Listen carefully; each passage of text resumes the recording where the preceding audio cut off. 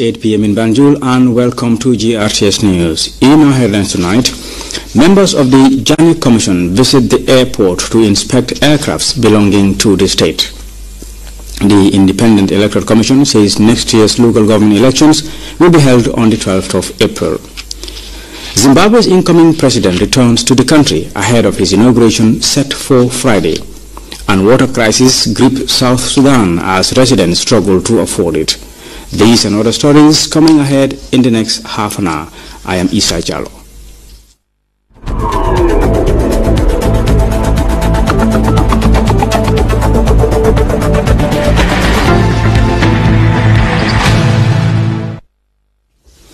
Members of the Jani Commission of Inquiry probing into the former President Jammeh's financial dealings Thursday visited Banjul International Airport to find out the state of 3 aircrafts belonging to the Gambia government.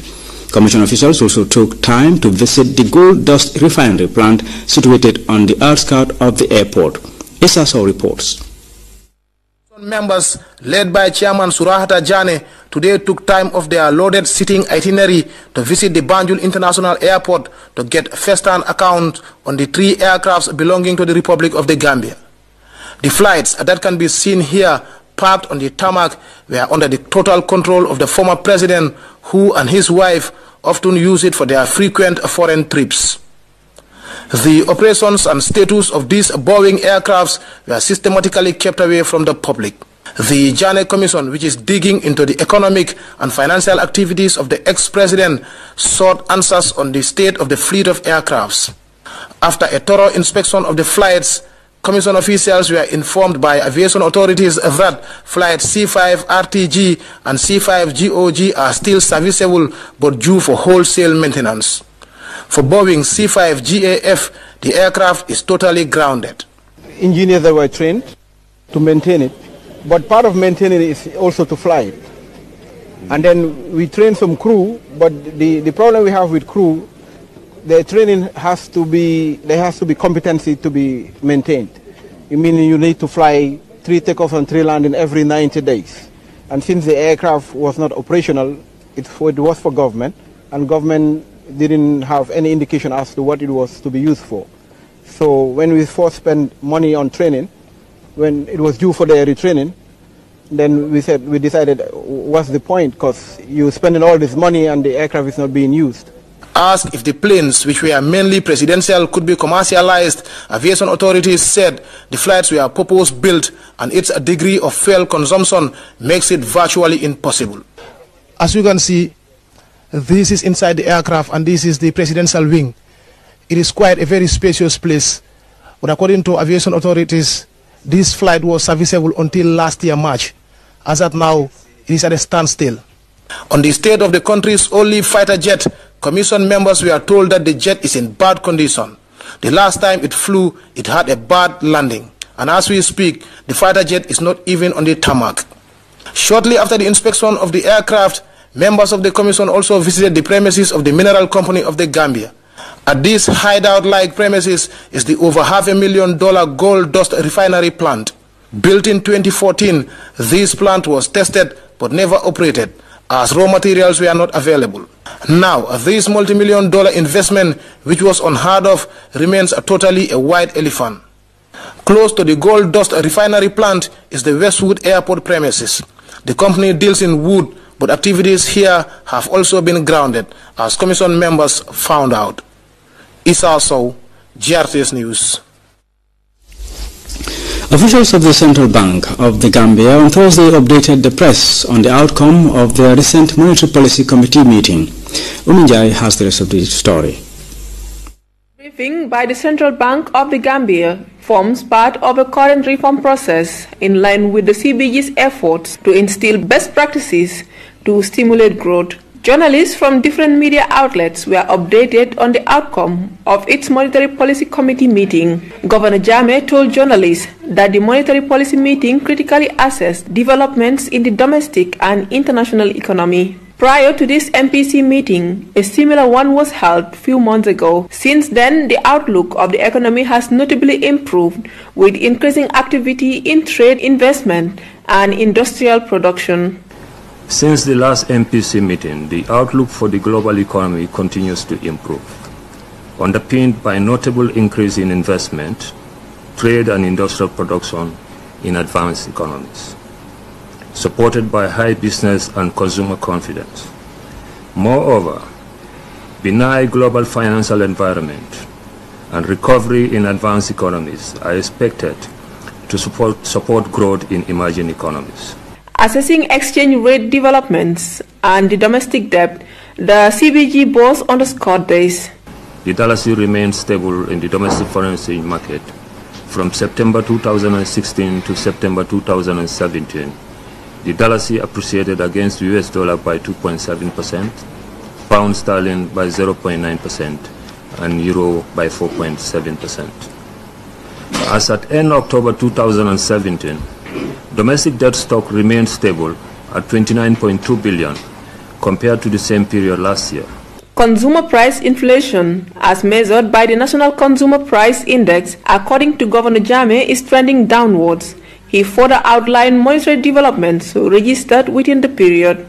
Money supply grew by 22% in September 2017, driven largely by the increase in net foreign assets of the banking system, from 0.96 billion in September 2016 to 7.1 billion in September 2017.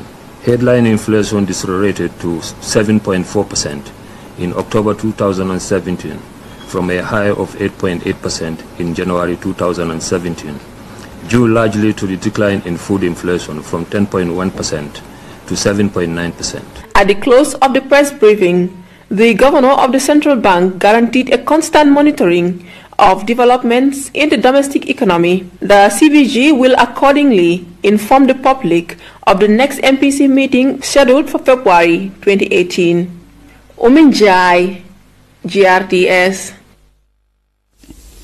The Ministry of Basic and Secondary Education, in collaboration with UNFPA, is validating a comprehensive sexuality curriculum framework designed to help adolescents make informed decisions on their health and sexuality. Read the reports.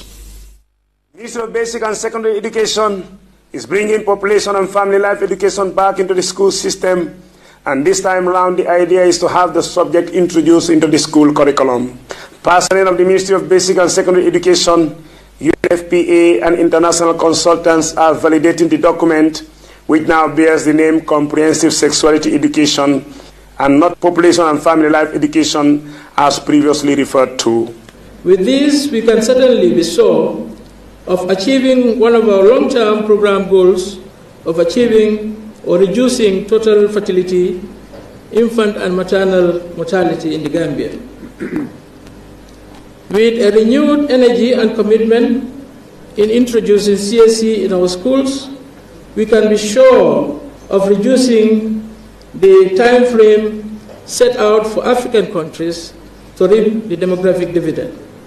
We have developed with the regional education directors a plan for the implementation of the CSE curriculum in a very innovative way. Comprehensive Sexuality Education Program is designed to give an adolescent a fighting chance against vices such as teenage pregnancy, risky sexual behaviors causing HIV and AIDS, sexual and drug abuse, and the violations of youth reproductive health rights. We know that healthy, educated, productive, and fully engaged young people can help break the cycle of intergenerational poverty and are more resilient in the face of individual and societal challenges. As skilled and informed citizens, they can contribute more fully to their communities. CSE, as it is also called, is said to have 8 thematic components and learning outcomes.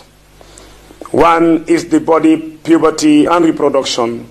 The expected learning outcomes are, by the end of the theme, learners should be able to respond appropriately to the physical, psychological, and behavioral changes that occur in the body during adolescence. Evidence also indicates that there has been a drastic reduction of teenage pregnancy among girls who attended formal school and those from affluent background. In the Gambia, 18% of young women aged between 15 and 19 years have begun childbearing. This situation is very critical comparing the Gambian situation with other countries such as Cote d'Ivoire, that is at 13%, Ghana and Senegal around 10%, India 4%, France 1.5%, and Japan 0.5%. The themes addressed in the comprehensive sexuality education curriculum are in line with the provisions of the Gambia Education Policy 2016-2030, said the Education Minister, Mrs. Cole. The Ministry of Basic and Secondary Education is with a view that for our children to be fully prepared to be able to overcome the numerous emerging societal and cultural challenges ahead, they must be provided with the requisite knowledge and skills to enable them successfully cope with those challenges. The expectation is that the CSC program under validation would provide young people with critical skills and competencies to safeguard their sexual and reproductive health. And Louis Mendy, GRTS. The Independent Electoral Commission Thursday organized a press conference on activities leading to the 2018 local government elections. Ibrahim Sane was there and now reports. Speaking to journalists at the election house, Battle Hadin Highway, Kanifing, the chairman, IEC, Aliu Momar Njai, said conducting local government elections is key to national development. According to IEC boss, local government elections are scheduled to take place on 12th April 2018, and activities marking this national event are as follows. The local government elections are slated for 12th April 2018. 12 April 2018. These include elections for the various local government areas.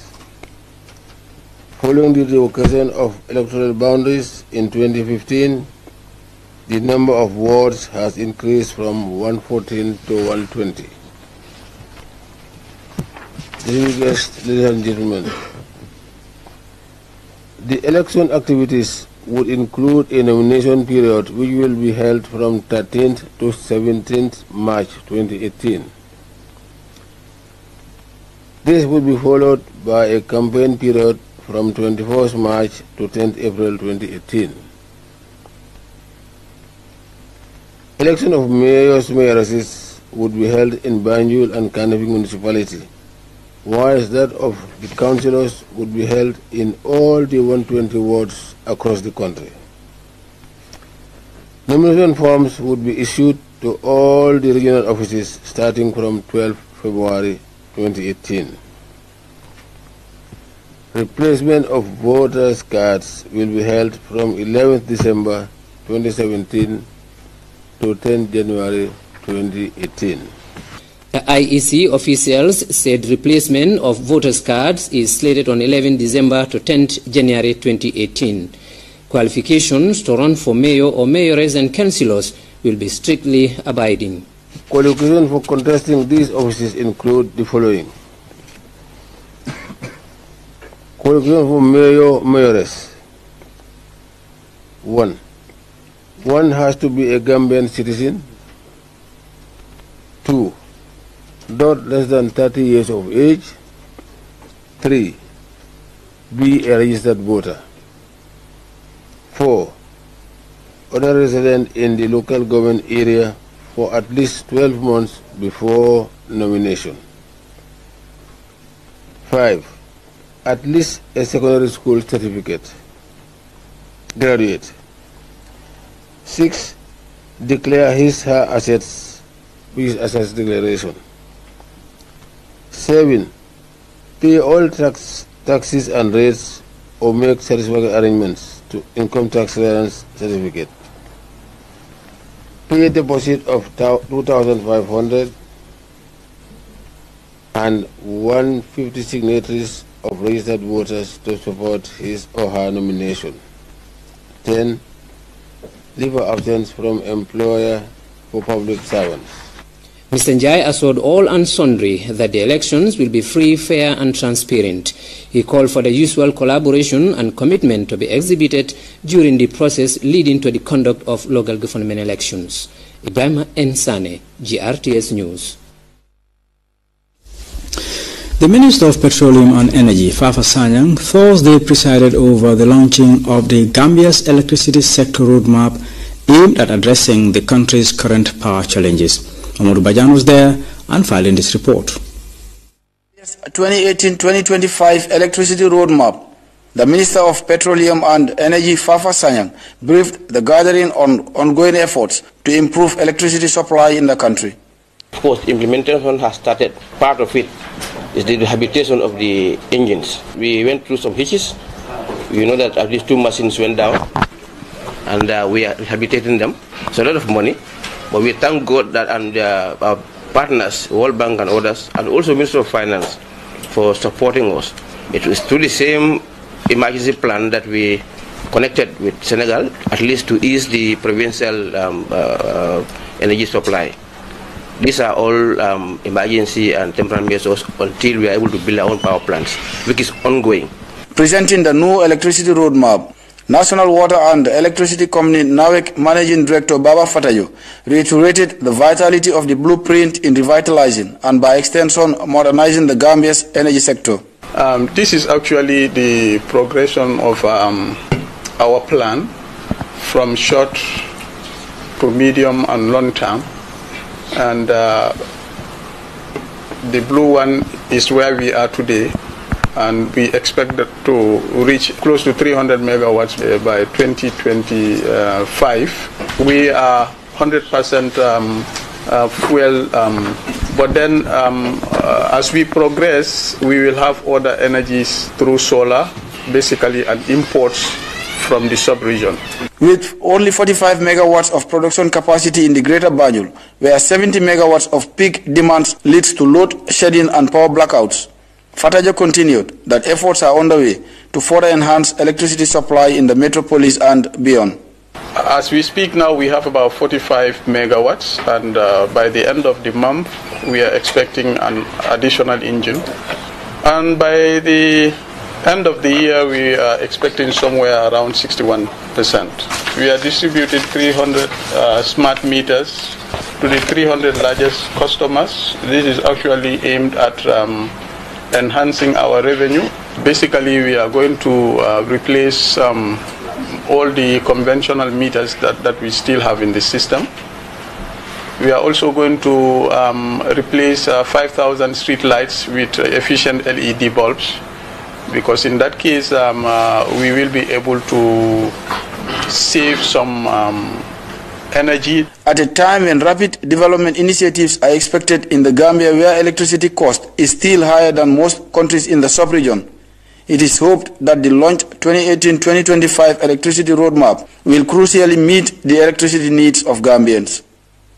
Modu Bajan reporting for GRTS News. The National Assembly's Select Committee on Education, Training and ICT Tuesday met the management to assess the state of the institution's education policy. Seni Marina has the rest of the story.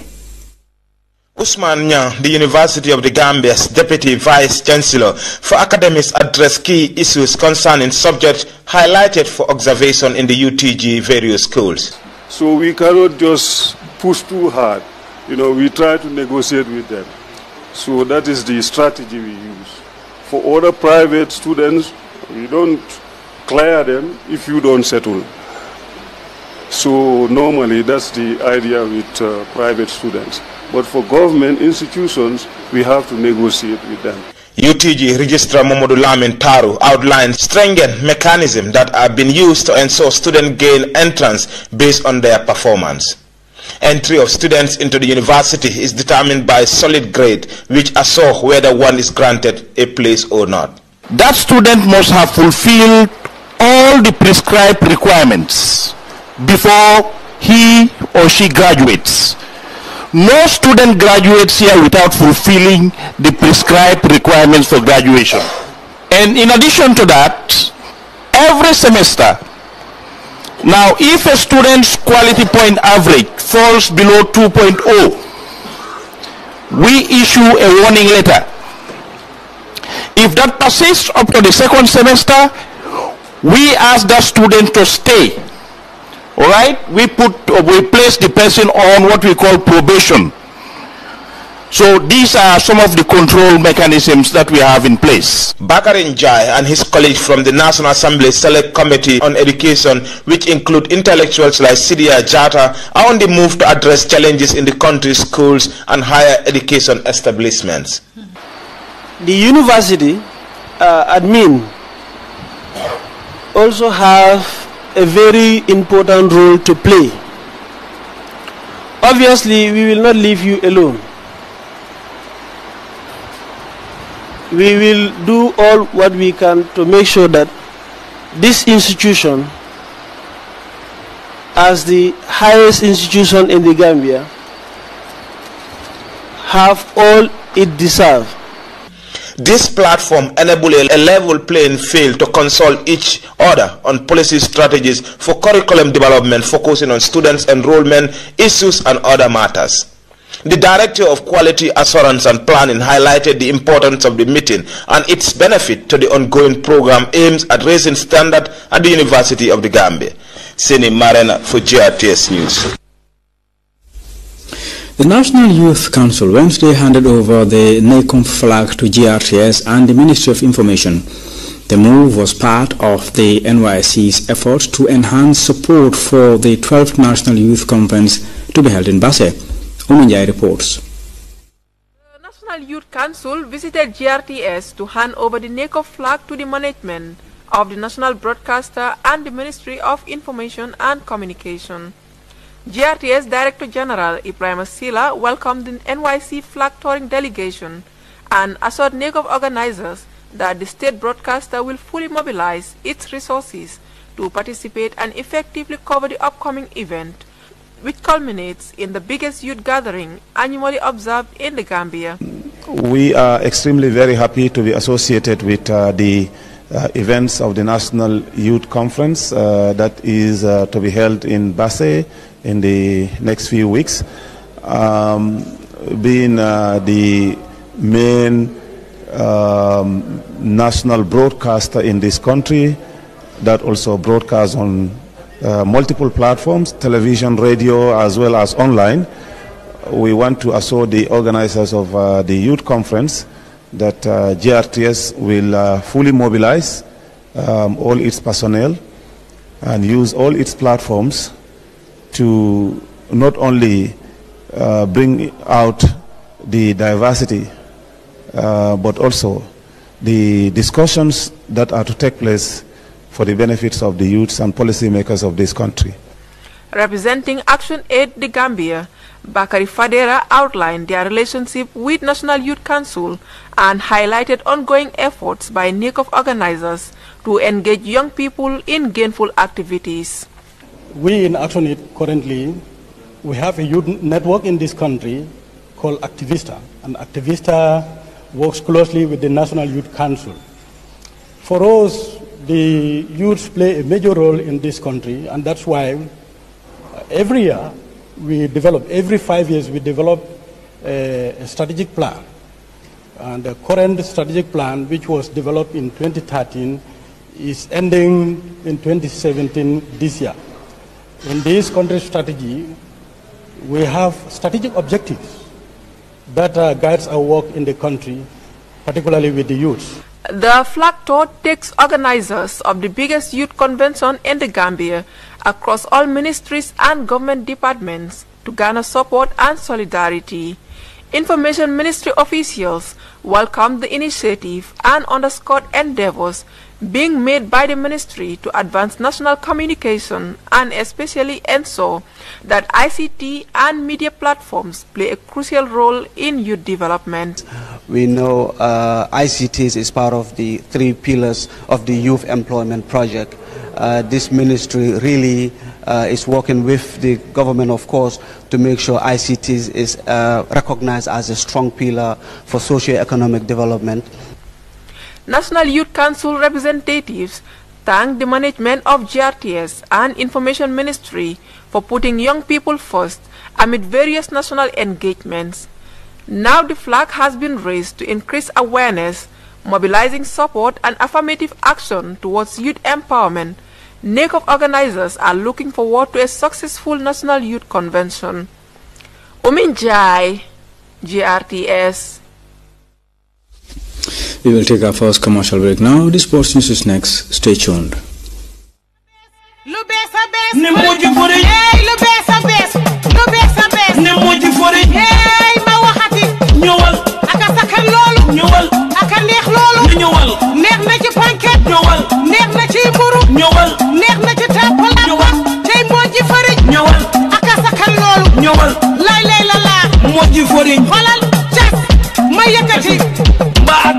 ko moji neex na ci banquet neex ci mburu moji foriñ ba ci tabala ba ci seen pour moji fariñ réew mi dindalet ko foriñ bi dafa neex lool ta sakal lool moji fariñ moji bu mu jëndee ba tay bonon moji fariñ moom lañu taamu ta sakal lool moji fariñ ak neex jënd leen ko yéen ñu doon ut foriñ bu baax foriñ bu sakkan demal tey ca Moustapha J Diallo and Sons ca 61 OAU Boulevard bi tey it nga teg sa téléphone call leen ci 4227 566 wala it 9244 331 kon wala it nga dem ci seen makkaan ba nekk Picture waa kër Moustapha J Diallo and Sons. GT Bank. Carry your bank everywhere you go with the GT Bank Gambia mobile app. Take control of your account anytime, anywhere with ease and security. Do your banking the smart way with the GT Bank Gambia mobile app. Check your account balance, transfer funds, buy now cash power and mobile credit, withdraw money from our ATM and POS,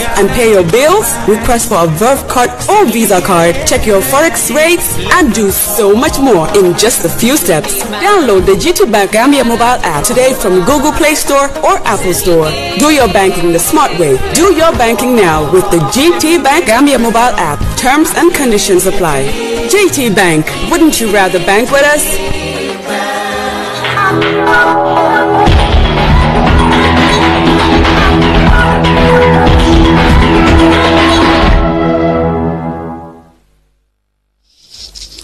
Welcome back. We now turn our attention to sports. In the GFF Division 1 League, the defending champions Gambia Armed Forces, Real de Banjul, Hawks and Brikama United all dropped points in day one of the new football season. Mamoudou S. Jallo reviews the week one matches of the GFF First Division League and now reports. There were opening day wins for Marimo, Gamtel and promoted Banjul United in week one of the new GFF First Division League season, whilst Real de Banjul and Hawks both tasted shock defeats in the season's opener. Coach Major Sen began his reign as the Real de Banjul head coach with a 1-0 defeat against Marimo at the Independence Stadium. Marimo, who surprisingly finished second last season, began the new campaign with a vital win. After a dull first half, Marimo took the lead shortly after the halftime break from this brilliant free kick. Usman Juf coiling the ball into the back of the net from the edge of the box. The Real shotstopper, Ibrahim Jaju, had absolutely no chance of stopping the ball from going in. The City boys, who were missing their striking duo of Yankuba Jaju and Pa Omar Joub, looked a shadow of themselves throughout the game.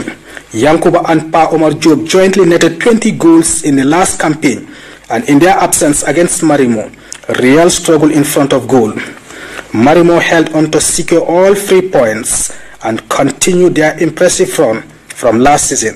How important is today's victory? Yeah, it's very important to us because playing against Real de Banjul, our first game in the league, so winning that game, this game was very important for us because of playing against Real de Banjul, your first game. If you cannot win, at least you can get draw, but at least we get a win. So we are very happy for that. The boys played extremely well, but we lose our chances. In the first half, we squandered almost 4 clear-cut chances. And Marimo happens to take their chance in the second half and scored the only goal. I think they deserve the win.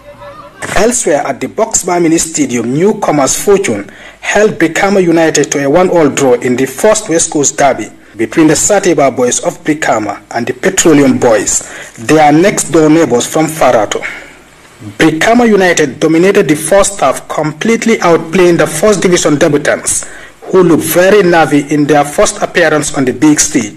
Brikama United took the lead courtesy of Esa Baji's early strike to give the Satiba boys a deserved half-time lead. Backed by their noisy fans, Fortune gradually started to find their rhythm in the second period and should have leveled the score shortly after the break from this golden chance. But the Brikama United goalkeeper came to his side's rescue with a point-blank save. Despite the miss, the Fortune players continued to grow in confidence and finally got the equalizing goal midway into the second period from this fine strike. Brikama United came very close to snatching a late winner, but were denied by Yankuba Sabali's brilliant save in the dying minutes of the game.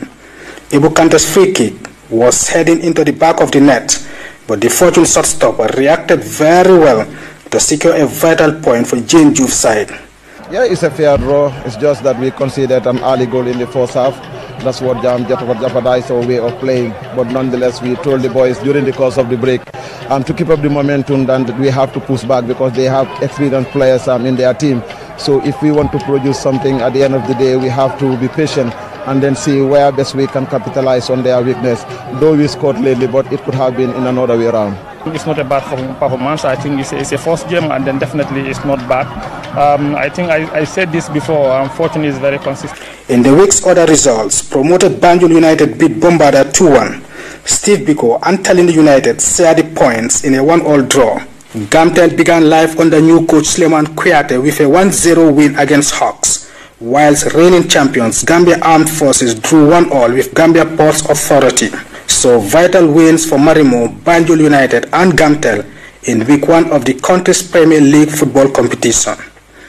But with dark clouds hanging over Gambian football due to the ongoing saga between the National Sports Council and the Gambia Football Federation, which has been fueled by a recent letter from the World Football Governing Body FIFA to the Gambia Football Federation warning of dire consequences if the matter continues. It's not clear if we will see the completion of the 2017-2018 football season. For now though, matches continues this weekend with the week 2 fixtures. Mohamed Jalo, GRTS Sports. We'll be back with news outside the Gambia after this break.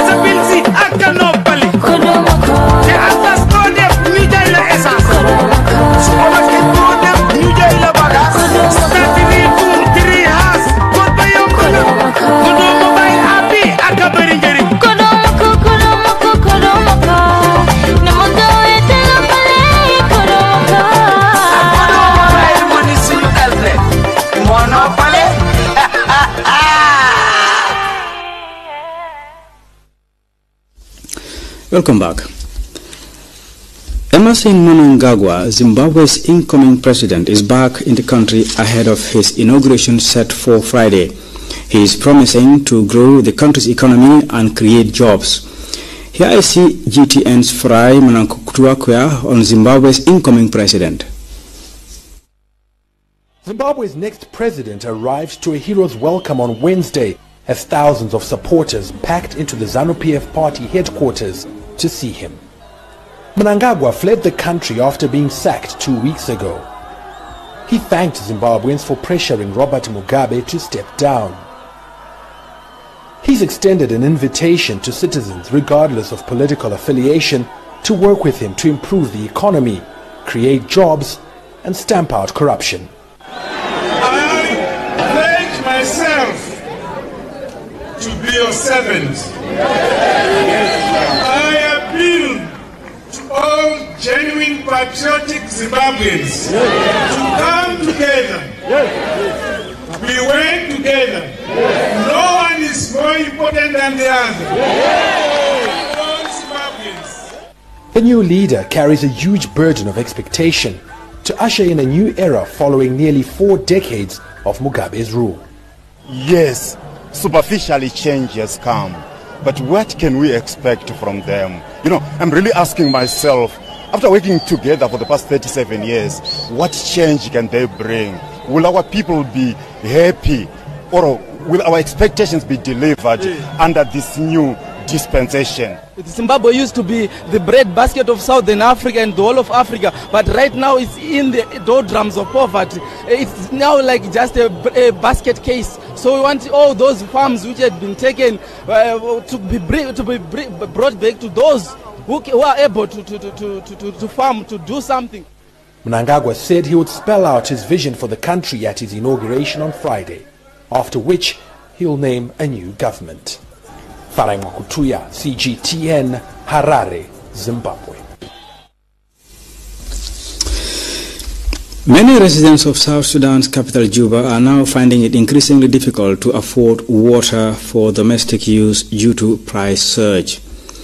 Prices are now almost $2 for 100 liters. CGTN's Patrick Oyet reports from Juba. Water being hauled into Juba on these trucks is now too expensive for many in the capital. With the price of water rising, for some in Juba, safe water is too expensive. The prices is increasing. If you ask them why are you increasing every day, others are coming with different prices. They say, you know, the problem is fuel. No fuel, no water, so it's going high. But even those who can afford water from the trucks have to do more to have the water clean enough to drink. The water is dirty. They are bringing direct from the water, if you can see. Then they say that they are putting chlorine. But this chlorine, we don't realize it. After you pour, you bring your own chlorine, you put it inside to be clean or for filtration. The longest river in the world, the Nile, passes through Juba, but there isn't much infrastructure in place to get this water to the city's residents. And while there is a water treatment plant, it only supplies a small part of the city. The design capacity of this treatment plant is 7,200 cubic meter per day. However, we are not reaching that, we are not meeting that the capacity due to the decrease of operational hours. Due to availability of fuel, the shortage of fuel, we reduced to 18 hours, 20 hours, sometimes to 10 hours even per day. There is little hope for many here that the situation will soon improve. Some of the water projects that had been started by the government were halted due to civil war, which has plagued the country for years. 100 liters of untreated water costs up to $1.50 for those who reside closer to the Nile. The price is even higher for those who live far away from the river. Since many here can't afford the price, some residents are now using borehole water, which may be clean but is extremely salty. Patrick Oyet, CGTN, Juba, South Sudan.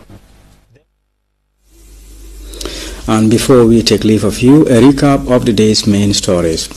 The Journey Commission has visited the airport to inspect aircrafts belonging to the state. The Independent Electoral Commission has begun preparations for the next year's local government elections. Zimbabwe's incoming president has returned to the country ahead of his inauguration ceremony set for Friday. And water crisis has gripped South Sudan as cost soars. That was all in this edition of the news. Thanks for the pleasure of your company. Good night.